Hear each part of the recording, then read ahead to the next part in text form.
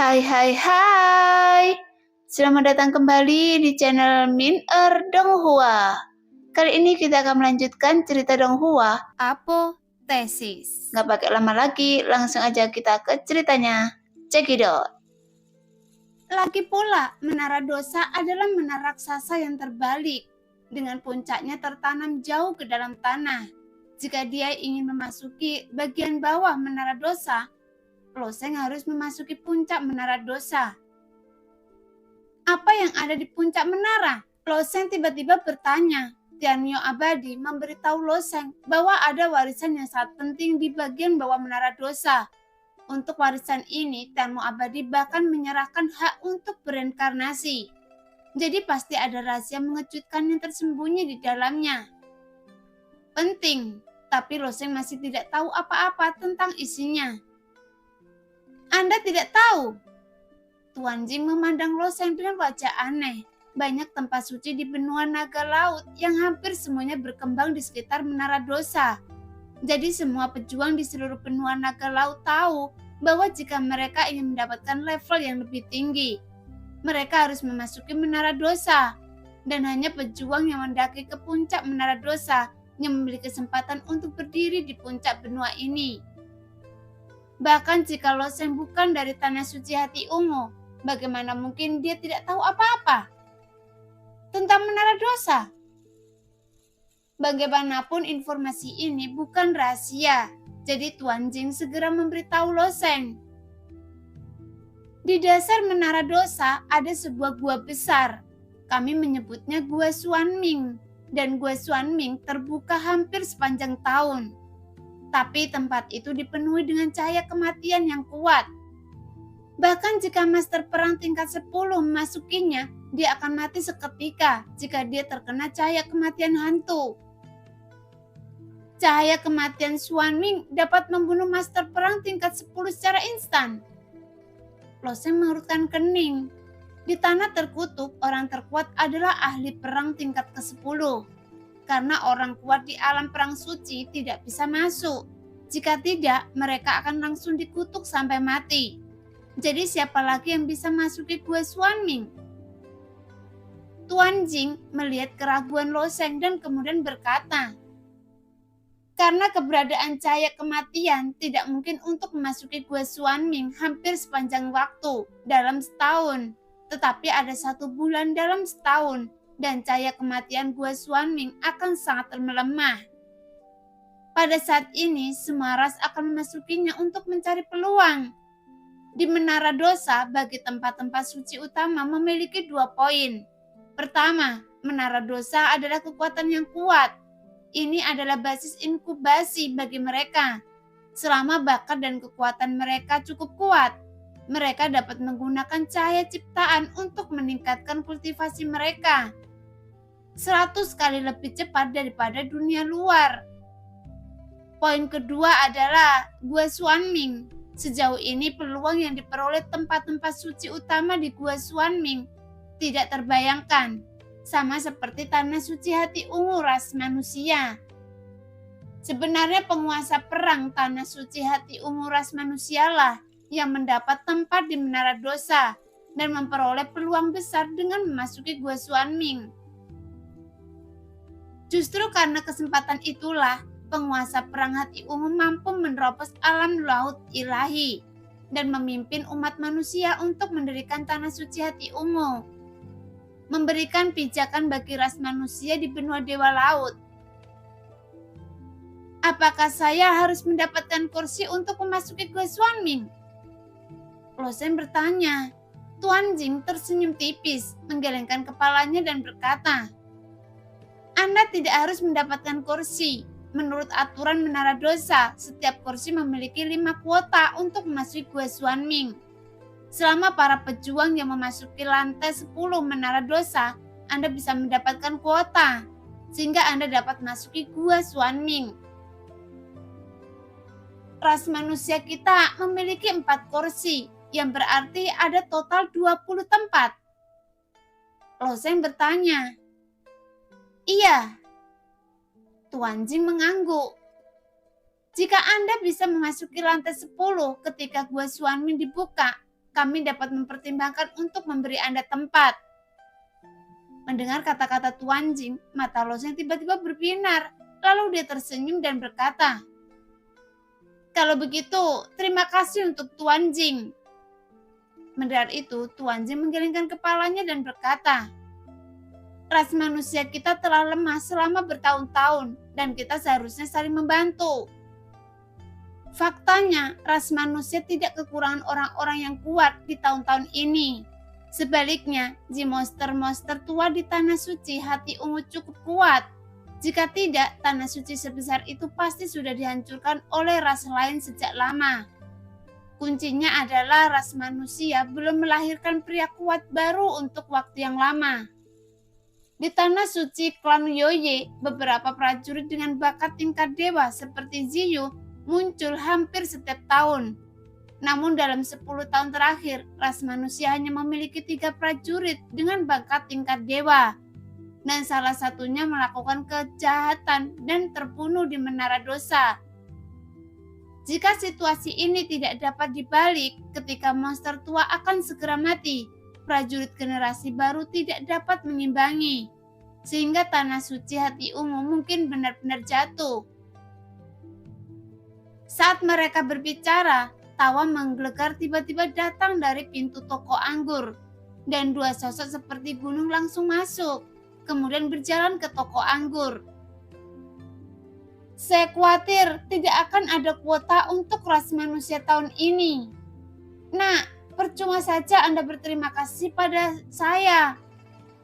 Orang yang berbicara adalah Raja Perang Iblis, prajurit yang kuat di tingkat ahli perang. Biasanya tinggal di lantai 11 hingga 15 dan jarang memasuki lantai bawah. Adapun ahli perang manusia seperti Tuan Jing turun hanya untuk menemui Lo Seng. Tapi 2 ahli perang iblis di depan mereka khusus berlari ke arah lantai 2 mungkin untuk Lo Seng. "Ya, itu benar. Hanya ada 4 kursi untuk ras manusia. Saya tidak tahu apakah dia bisa mempertahankan kursinya tahun ini. Karena anak laki-laki bernama Neng Haoyu dari ras manusia telah mundur. Tapi tidak ada gunanya untuk berapa lama dia keluar. Saya akan menamparnya sampai mati ketika dia keluar." Prajurit iblis lainnya mencibir, "Nah, kenapa Anda tidak bergabung dengan klan iblis kami? Klan iblis kami memiliki 22 kursi. Ada lebih dari 100 tempat, jadi sangat mudah untuk mengajak Anda," kata master perang bernama Mo Scorpion sambil tersenyum. Mendengar itu, wajah Tuan Jing tampak sedikit jelek, karena meskipun terjadi konflik antar berbagai ras di Menara Dosa, namun biasanya diselesaikan di arena pertarungan, dan jarang sekali diprovokasi secara langsung seperti ini. Adapun kedua orang ini juga merupakan orang kuat di level master perang. Jadi akan terlalu aneh untuk melakukannya, dan iblis ini sangat tidak sopan. Namun meskipun ras manusia lemah, dia tidak dapat dihancurkan di depan orang lain tanpa melawan. Tapi tepat ketika Tuan Jing hendak berbicara, Lo Seng tiba-tiba berdiri, dan dia berkata sambil tersenyum, "2 panglima perang, apakah di klan iblis kalian memiliki prajurit bernama Yu Shou?" "Ya, dia adalah jenius terkuat di Tanah Suci Iblis Api kami." Mo Scorpion mencibir, "Ya, Yosuo cukup bagus." Lo Seng memuji. Mo Scorpion terus tertawa dan berkata, "Omong kosong, kita penuh dengan jenius di Tanah Suci Iblis Api. Bakatnya bisa dipromosikan ke peringkat pertama. Tentu saja bagus." "Saya tidak mengatakan bahwa bakatnya bagus." Lo Seng tiba-tiba berkata dengan serius, "Menurut Anda, bakat Yosuo cukup bagus. Tapi di mata saya, itu tidak layak untuk disebutkan. Tapi mentalitas Yosuo jauh lebih kuat daripada milik Anda. Bagaimanapun, Anda juga adalah Raja Perang Klan Iblis. Tapi meskipun Anda hanya Raja Perang Klan Iblis tingkat pertama, tapi mentalitas Anda seperti gangster di jalanan. Selain dari kultivasi Anda, bagaimana lagi Anda menyerupai Raja Perang?" Kata-kata Loseng tiba-tiba berubah, yang membuat kedua anggota klan iblis itu langsung terdiam. Mendengar itu, master perang bernama Scorpion memiliki wajah muram dan tiba-tiba mengambil 2 langkah ke depan, menekan Loseng dengan momentum yang sangat kuat. Melihat itu, Tuan Jing juga diam-diam berdiri dan hendak berdiri di depan Loseng. Tetapi Loseng dengan lembut melambaikan tangannya untuk memberi tanda kepada Tuan Jing agar tidak bergerak. Sebaliknya, Loseng mengambil 2 langkah menuju Scorpion sehingga jarak antara keduanya menjadi semakin dekat. Prajurit biasa mungkin akan gemetar saat menghadapi raja perang, apalagi jika mereka tertindas oleh tekanan jiwa yang membuat jiwa mereka akan terluka kapan saja. Meskipun pertempuran dilarang di zona aman, kesombongan para iblis tidak terbatas pada nama menara dosa. Bahkan jika terjadi perselisihan, pada akhirnya akan mencapai tingkat atas. Apalagi para iblis menempati 22 kursi lebih dari 100 kursi. Pada akhirnya, mereka tetap tidak akan mendapatkan masalah apa-apa. Namun Scorpion tidak bermaksud mempermasalahkan masalah ini, dan dia hanya ingin anak ini menderita kerugian. Tapi Loseng tersenyum tipis dari awal sampai akhir, menatap Scorpion dengan angin musim semi di wajahnya, lalu menghela nafas dan berkata, "Sudah saya bilang, Anda itu hanya ahli perang tingkat pertama. Apakah Anda benar-benar memikirkan diri Anda sendiri sebagai pribadi? Momentum Anda tidak sebaik Yoshuo. Selain kultivasi Anda, sebenarnya Anda bukan siapa-siapa." Tuan Jing melihat ekspresi tenang Loseng dengan keterkejutan dan kegembiraan di wajahnya. Tetapi dia tidak tahu jelas, belum lagi seorang panglima perang, bahkan orang suci perang di tanah suci hati ungu, tidak dapat menekan Loseng dengan momentumnya. Karena para raja perang di benua naga laut berada pada level yang sama, dengan penguasa hidup dan mati di wilayah tengah. Jadi Loseng tetap bergeming menghadapi tekanan Cuisi. Apalagi kelompok raja perang ini. Sombong. Melihat momentum yang dikeluarkan oleh tekanan jiwanya memang tidak mampu menekan Loseng. Scorpion pun tak berdaya, seperti rumor yang beredar. Bocah manusia ini memang benar-benar aneh. Sombong? Kali ini Loseng yang tertawa. Kalau begitu, biarkan Anda melihat apakah saya benar-benar sombong. Kemudian membiarkan Anda melihat apa momentum yang sebenarnya. Setelah Loseng selesai berbicara, tiba-tiba cahaya di mata Loseng bersinar dan jiwa dari alam pertempuran tiba-tiba bergerak dan tekanan jiwa yang agung keluar dari tubuh Loseng dengan ganas. Jelas momentumnya ditentukan oleh kekuatan jiwa seseorang. Semakin kuat jiwanya, maka semakin menakjubkan momentum orang tersebut. Namun setelah jiwa Loseng memasuki alam jiwa pertempuran, momentumnya tetap tertutup, sehingga mustahil bagi orang biasa untuk mendeteksinya. Hanya yang benar-benar kuat yang dapat melihat kekuatan jiwa Loseng. Bahkan mungkin sulit bagi seorang pejuang yang kuat untuk memiliki jiwa di alam jiwa pertempuran. Seringkali perlu menerobos alam laut ilahi. Sebelum orang yang dapat mengklaim gelar kaisar untuk dapat memadatkannya, tapi momentum agung seperti itu dikeluarkan dari tubuh Loseng, mengalir ke segala arah seperti air pasang, dan raja perang iblis yang bernama Scorpion di depannya adalah orang pertama yang menanggung beban terbesar, sehingga mata Scorpion yang seukuran kepalan tangan tiba-tiba terbuka lebar, karena prajurit manusia di depannya tampak seperti binatang buas yang tiada tara di depannya. Namun Loseng tidak melakukan serangan jiwa. Bagaimanapun dia baru saja tiba dan ada terlalu sedikit kursi untuk ras manusia di menara dosa. Begitu dia mengambil tindakan, maka situasinya tidak akan baik. Jika 14 ras bergabung untuk menghukumnya, maka Loseng tidak akan memiliki kemampuan untuk melawan. Lagi pula, tidak hanya ada ahli perang tingkat pertama di menara dosa, tetapi juga banyak ahli perang tingkat 10 yang kuat. Ketika momentum loseng meledak, dia juga berkomunikasi dengan gunung pedang pembantaian untuk meledakkan energi jahat yang tersimpan di dalamnya. Dengan tekanan jiwa dan energi jahat yang melonjak, loseng benar-benar tampak seperti dewa kematian di dunia. Segera seorang pelayan di toko anggur sedang membawakan guci anggur, merasakan momentumnya hilang. Kakinya melunak sehingga guci anggur itu jatuh dan pecah berkeping-keping di tanah. Bahwa wajah anak laki-laki itu pucat dan dia tampak goyah sambil berpegangan pada meja di sebelahnya. Sebenarnya anak laki-laki itu hanya menanggung sedikit momentum loseng, tapi dia masih tidak bisa menanggungnya.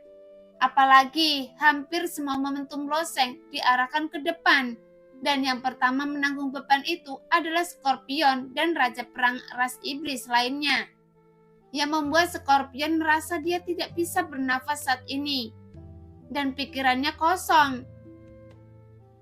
Bagaimana anak manusia ini bisa memiliki momentum yang begitu menakutkan? Saat momentum loseng meningkat, sedikit demi sedikit roh jahat dilepaskan sedikit demi sedikit, sehingga Scorpion mau tidak mau mundur 2 langkah. Seluruh tubuhnya gemetar, bahkan giginya berderak.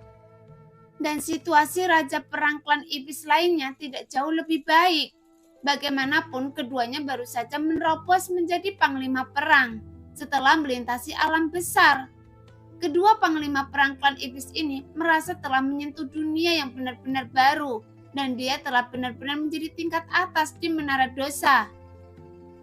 Namun setelah mereka menjadi panglima perang, mereka mendengar desas-desus di antara para iblis bahwa ada semut kecil yang sangat kuat telah muncul di antara ras manusia.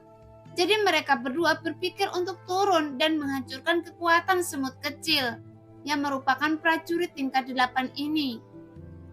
Namun siapa sangka semut kecil ini bisa begitu menakutkan, sehingga kekesalan dan penyesalan memenuhi hati mereka.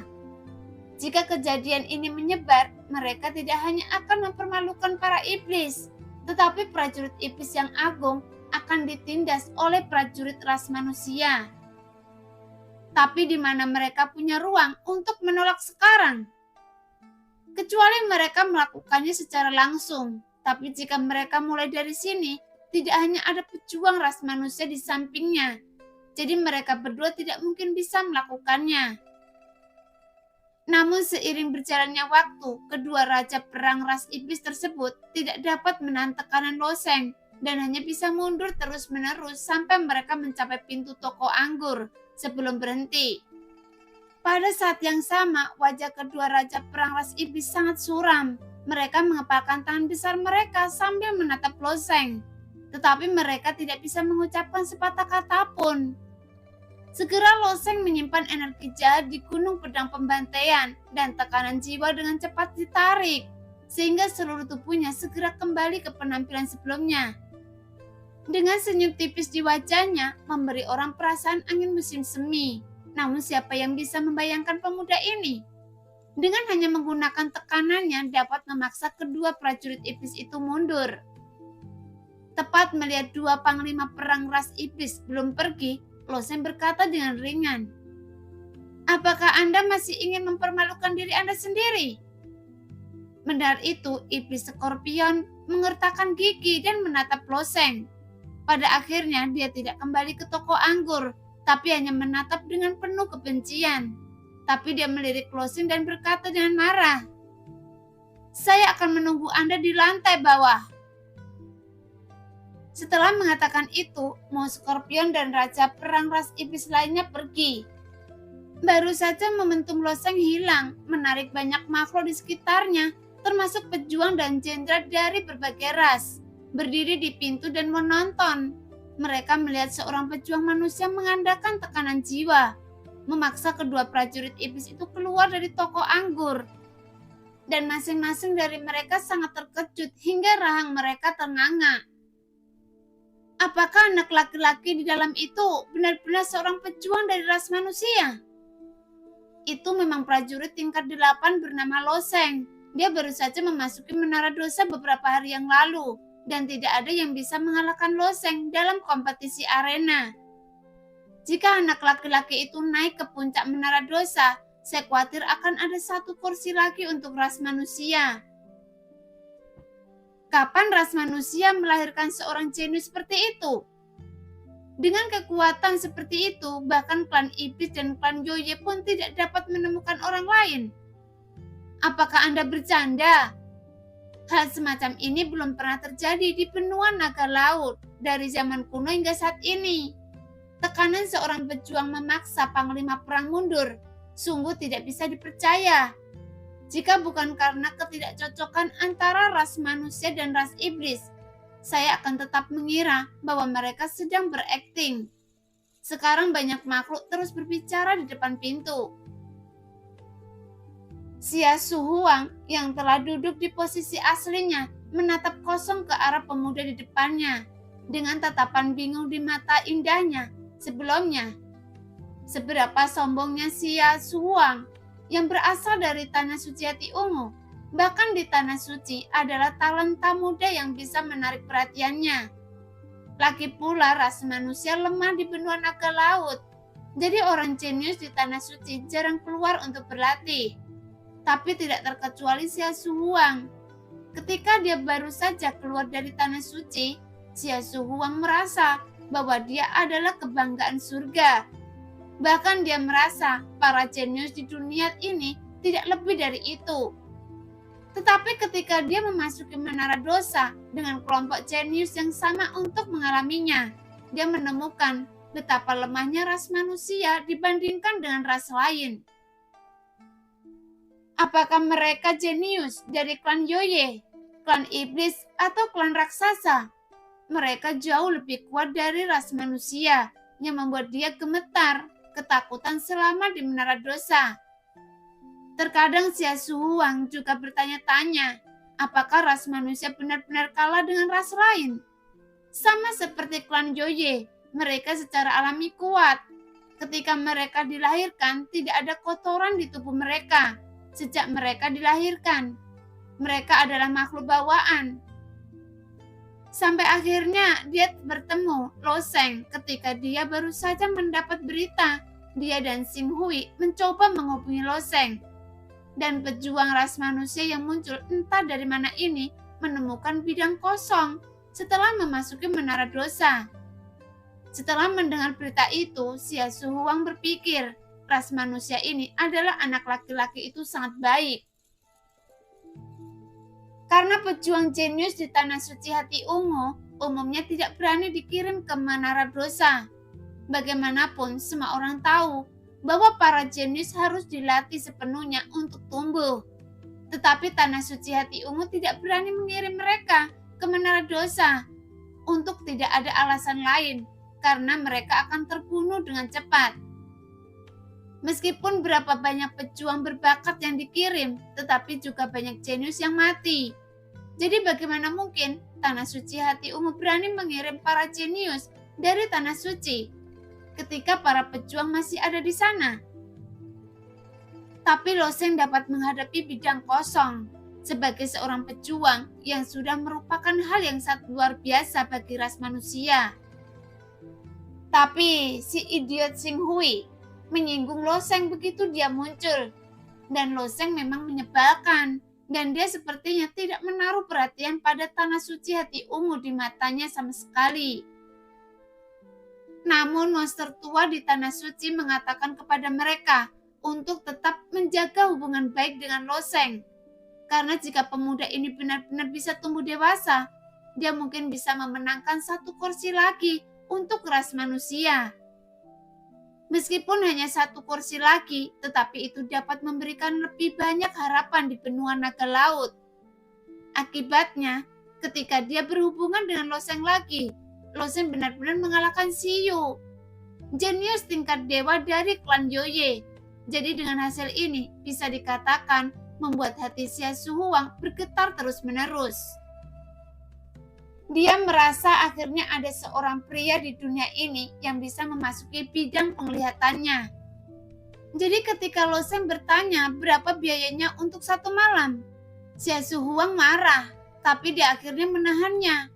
Karena bagi orang yang benar-benar kuat, kesombongan bukanlah tanda kebodohan. Itu hanya kebanggaan yang melekat pada dirinya. Pada saat ini, Xia Shuhuang telah melihat kekuatan Loseng yang tanpa batas.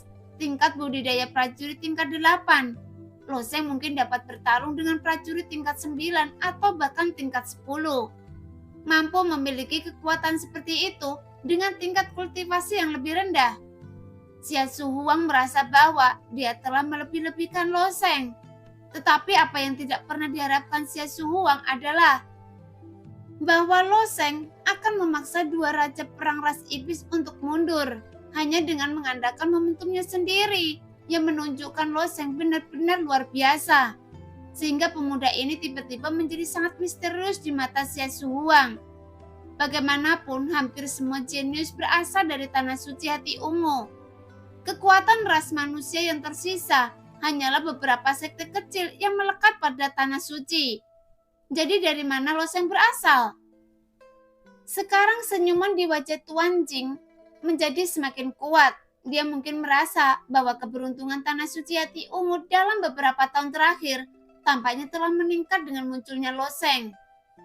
Di benua naga laut di mana ratusan ras bersaing untuk mendapatkan hegemoni dan ras manusia bukannya tanpa harapan untuk bangkit kembali. Bagaimanapun ciri khas ras manusia terletak pada pengembangan energi sejati. Dalam hal ini, mereka memiliki keunggulan yang tak tertandingi dibandingkan dengan ras lain.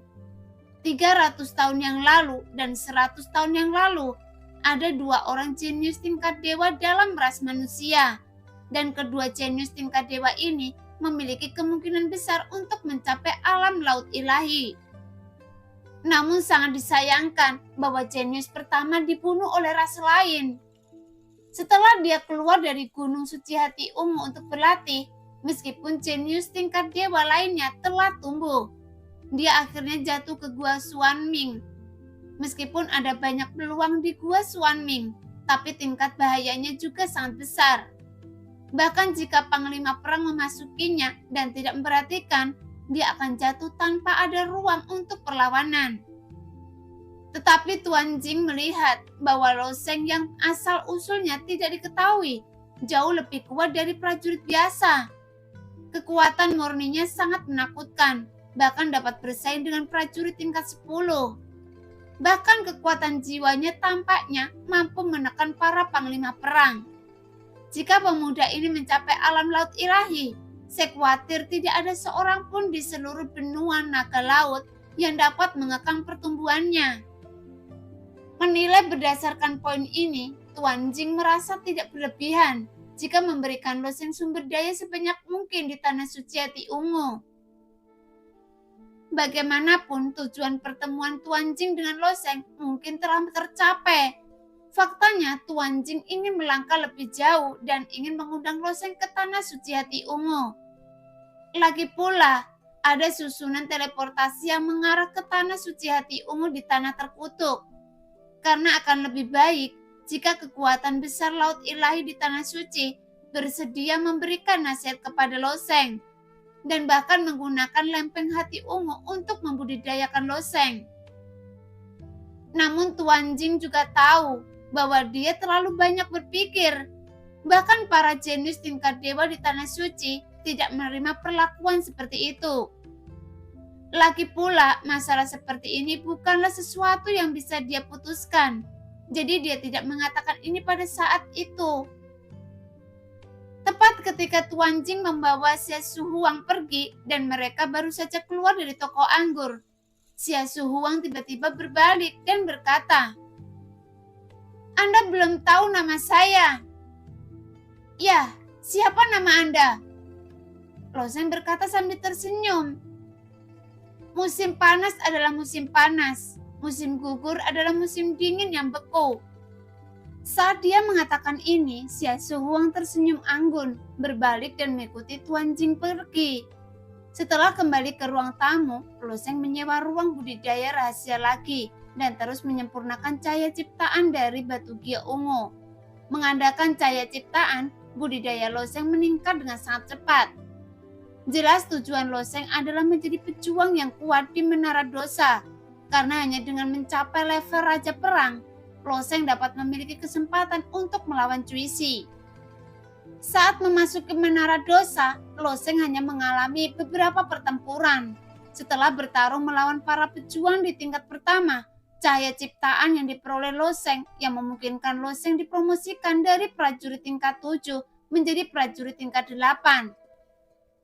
Tetapi itu juga karena alasan mengapa Loseng berada di ambang terobosan adalah karena cahaya ciptaan hanyalah sebuah katalis.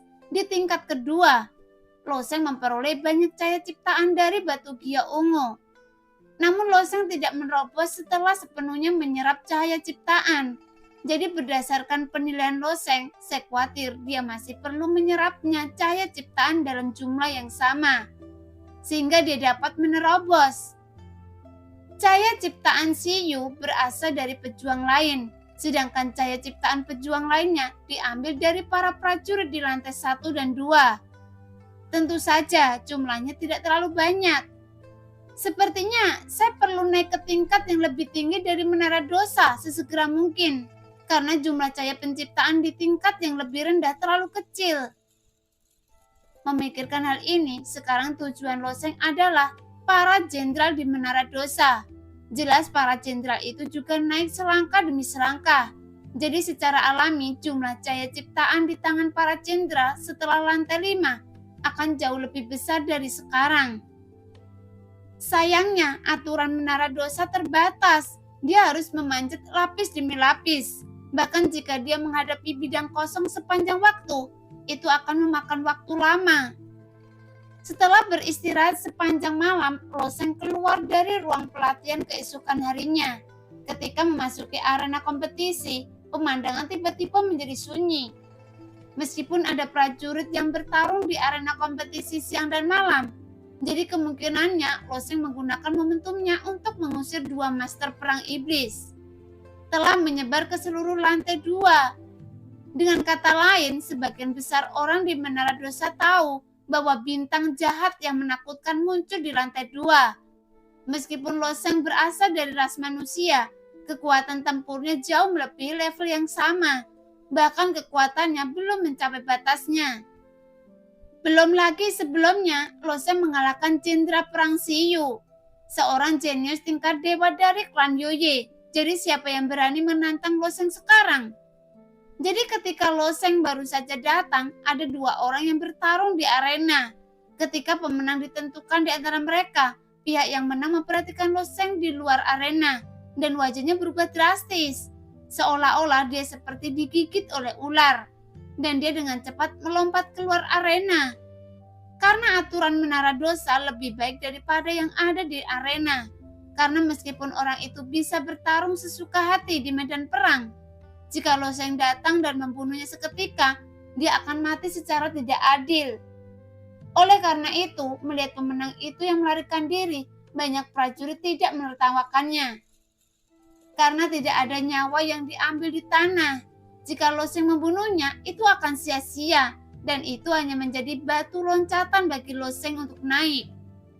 Jadi dalam hal ini, semua orang akan lari dari arena. Namun ironisnya, makhluk itu telah memenangkan 16 pertandingan berturut-turut sebelumnya dan merupakan sosok pejuang di level kedua. Jadi sangat disayangkan bahwa orang ini sangat tertekan akhir-akhir ini. Pertama, dia bertemu dengan Batu Siyu, dan orang itu tidak berani menantang dan memilih untuk mundur. Sekarang Loseng muncul mengenai tindakan mereka. Tapi kapan Loseng tidak melihatnya? Yang kuat selalu seperti ini. Tentu saja, Loseng tidak akan mempertimbangkan pemikiran para pejuang ini. Karena para pejuang yang menghalangi jalannya ke depan hanya akan mengalami nasib dihancurkan olehnya. Setelah memasuki arena, Loseng bertanya dengan tenang, "Siapa yang berani menantang saya?" Jelas jika arena kosong harus menjadi akhir terbaik dan semua orang akan senang. Selama ada arena kosong hari ini dan arena kosong besok, pertarungan di arena tingkat kedua akan kosong. Sehingga mereka yang ada di sini dapat dengan senang hati mengusir dewa jahat Loseng. Jadi mana ada makhluk hidup yang berani datang ke arena untuk mencari kematian saat ini? Sekarang semua makhluk terdiam berpikir dalam hati bahwa orang ini harus segera keluar dari sini. Meskipun Loseng menghabiskan 1 hari lagi di sini, itu akan menjadi semacam siksaan bagi mereka. Namun pada saat ini, sebuah suara tiba-tiba datang. Saya akan menantang Anda.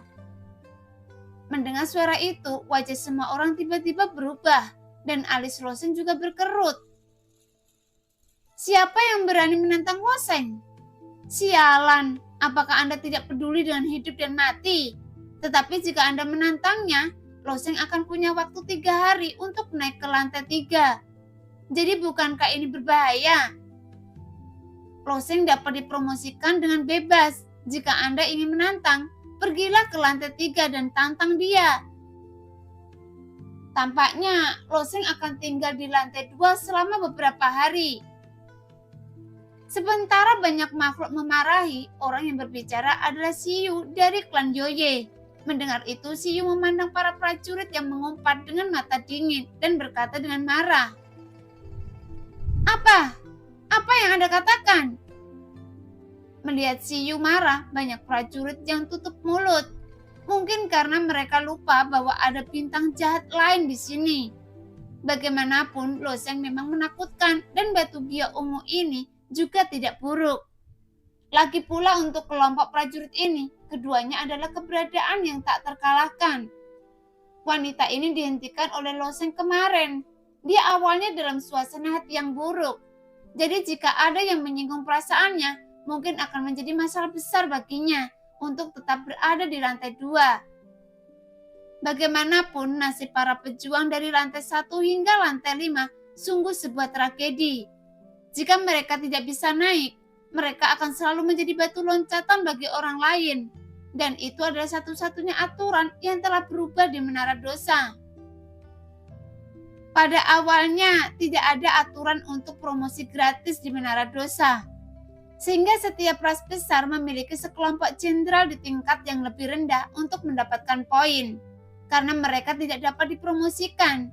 Jika mereka tidak mendapatkan poin yang cukup, saat itu kehidupan para pejuang sepenuhnya direduksi menjadi level jenderal. Alat untuk mendapatkan poin dan jenderal perang juga menjadi alat bagi ahli perang untuk mendapatkan poin. Terlebih lagi, Menara Dosa pada saat itu bahkan lebih kacau dari sekarang, dan tidak ada area yang aman untuk bereaksi. Para jenius dari berbagai ras dibunuh setiap kali mereka bertemu dan mereka yang sangat kejam. Tapi melihat Siyu dari klan Yoye berlari lagi, Loseng juga tidak senang. Mungkinkah karena dia mengakhiri bidang kosong kemarin dan dia sengaja datang untuk menimbulkan masalah hari ini? Mungkinkah wanita ini benar-benar mengira Loseng tidak berani membunuhnya? Memikirkan hal ini, mata Loseng memancarkan cahaya yang tajam, menatap Siyu. Entah kenapa, setelah ditatap oleh Loseng, Siyu merasa sedikit panik. Namun dia tidak langsung menuju arena kompetisi, lalu menambahkan, "Saya ingin menantang Anda, tetapi tidak di tingkat kedua. Untuk saat ini, saya akan membiarkan Anda naik ke tingkat ketiga dulu. Jika saya menyusul nanti, saya akan menantang Anda lagi." Mendengar Siyu mengatakan ini, banyak makhluk menghela nafas lega dan diam-diam menghela nafas di dalam hati mereka. Untungnya, iblis wanita klan Yoye ini tidak bodoh dan punya otak. Setelah Loseng membiarkannya pergi kemarin, hari ini dia ingin menantang Loseng dan mengakhiri bidang kosong Loseng. Bukankah ini mencari kematian? Nah, demikianlah cerita hari ini. Terima kasih yang sudah menonton video Min sampai selesai. Sampai jumpa di video selanjutnya. Bye-bye.